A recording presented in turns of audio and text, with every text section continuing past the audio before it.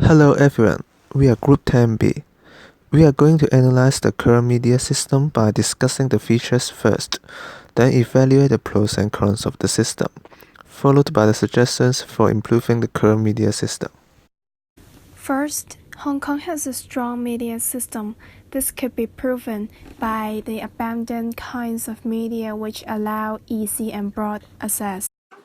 There are at least 4 different languages of newspapers, so that either the locals and the foreigners can access. Also, the newspapers and magazines are easily purchasable. We can get the paid newspaper with cheap price from the convenience store, the free ones from MTR stations, house estates. We can also access news from the TVs, radios, etc. However, among all these ways of access, the internet has been a more popular way lately. So although Hong Kong has a strong media system, the circulating rate is mass but dropping because of the shifts to the online media. The second feature is the presence of linkages between the political parties and the media, especially newspapers. It may be due to the political stance of the founders or what parties give the donation to the newspapers. For example, Charles Ho from Xingdao News. He is the National Committee member of the Chinese People Political Consultative Conference. Therefore, Xingdao News may choose some facts to report, which is called as framing. There may also have self-censorship. Another feature is the presence of the professionalism and the code of ethics. However, it is fading. Since the handover in 1997, a tighter control from a stronger political force leads to a more self-censorship of the media. Apart from that, it is also due to the protection of the interests of the advertisers by framing and hiding the whole picture. The fading is also caused by threatening and the fear of personal safety. In 2014, Kelvin Lau, who is the editor-in-chief of Mingpao, was attacked badly. Many believed it is because of the revealing of the huge overseas assets of more than 20,000 Chinese Communist officers. The fourth feature of the Hong Kong media system, it is a commercial market. The major income of the newspaper comes from advertisers. The only financial support is from the Hong Kong government to the public broadcasting service, Radio Television Hong Kong, which still enjoys editorial independence without the interference of the government from now.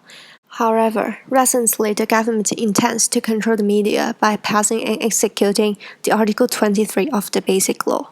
After citing the main features of the Hong Kong media system, we believe that the model of Hong Kong media system is unique. It is a combination of 3 models. First, it possesses the characteristics of the North Atlantic liberal model, the mass circulation of newspaper, averagely professional journalists, mostly commercial vended markets, lead to open connection between media owners and political parties. Secondly, similar to the democratic corporatist, there are traditions of journalistic professionalism but have intervention from the government in Hong Kong. Thirdly, the polarized pluralist model could also describe the Hong Kong media system partly. It tends to be polarized politically and be aligned with different political positions. All these make Hong Kong's media system unique and has no particular model to fit the system. With this kind of nature, Hong Kong media system certainly has its strengths and weaknesses. To start with, the various assets allow people to receive information easily and broadly. Therefore, a public sphere is created to criticize and monitor the government as well as our society. Besides, the media system is protected by the Basic Law to ensure the freedom of press and to prevent intervention of government on the operations of the media. The media can freely publish things that criticize and appreciate the government. This helps to bring a more objective discussion in the public sphere. In addition to the strength of the Hong Kong media system, we would like to talk about the weaknesses. The Hong Kong media system is greatly affected by the Communist Party, and this may badly affect the social stability. There has been a saying of the 50 Cents Party, which attacks their opinions that against the communists. This negatively affects the social stability and worsens the relationship of Hong Kong and China. Especially now there's a shifting to the online media, the mutual distrust and resentment could be further intensified. The other weakness is the reducing objectivity. The news sometimes may be misleading and without evidence to back up, causing irrational discussion in the public. This leads to decreasing credibility and it is depriving citizens' rights to know. This is a research done by the Public Opinion Program of Hong Kong U. The percentage was highest in the year 2015 since 1997 of whether the interviewees think the presence of self-censorship. This showed that the press is losing objectivity. As mentioned before, the major income of newspapers is from the advertisers, so the political status of the advertisers may indeed affect the things being published. Moreover, there has been increasing interventions from both the Hong Kong and Chinese governments. These affects the freedom of press or even bring us misleading and subjective news. There are various stakeholders in the media system in Hong Kong, such as the public, the Hong Kong government, journalists, and media firms. Here are some suggestions on how they can improve the media system and create a better public sphere. Let's start with the public first. They can expose themselves to different media that have different political stances. It helps them acquire a comprehensive view over the issues. For example, by reading both Apple Daily and Weibo, readers can analyze the news from both pro-democratic and pro-establishment perspectives. As such, citizens are able to have a conversation with each other.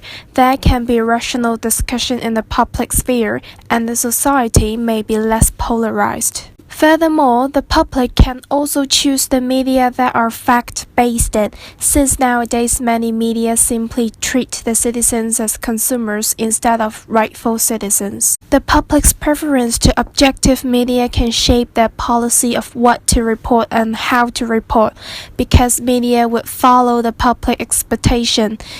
This encourages media to perform objectivity and neutrality. Besides, the public can also share more neutral hard news in social media, since the internet promises a substantial alternative platform for public sphere. When there is a widespread sharing of neutral hard news, there will be relatively fewer sensational and subjective soft news via social media. Therefore, rational discussion in the public sphere can be encouraged. Moreover, the public can take an active role in monitoring the media market. In fact, as a stakeholder of the media system, citizens have a duty to help create a better public sphere. So, when the government or other powers suppressing the freedom of press or journalists are suspected, the public should voice their concern and exert pressure on them. In this way, the threats to the Hong Kong media system can be prevented. On the other hand, journalists should adhere to the Journalist Code of Ethics. There is an ethical duty as a journalist to follow the principles.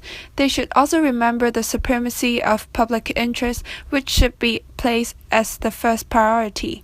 There will be commercial benefits as well by doing so, because professional and ethical journalists could gain public support and credibility to boost sales and circulation for the media firms that they work for. Journalists could also report more important news rather than those merely interesting. Actually, some people are still willing to buy a newspaper for reading hard news and important news. For example, the elite groups who are more educated and can afford it. So there is such a market for the media to report important news. This helps improve the Hong Kong media system. Lastly, media firms could seek more public donations to replace some of the advertising income sources from the advertisers or the business interest. As such, the media will be directly responsible to the public so that they are more willing to pursue objectivity and neutrality to gain credibility and public confidence. Public interest will be valued most, and this helps improve the media system. This is the reference used in this video presentation, and it is now the end of our presentation. Thank you.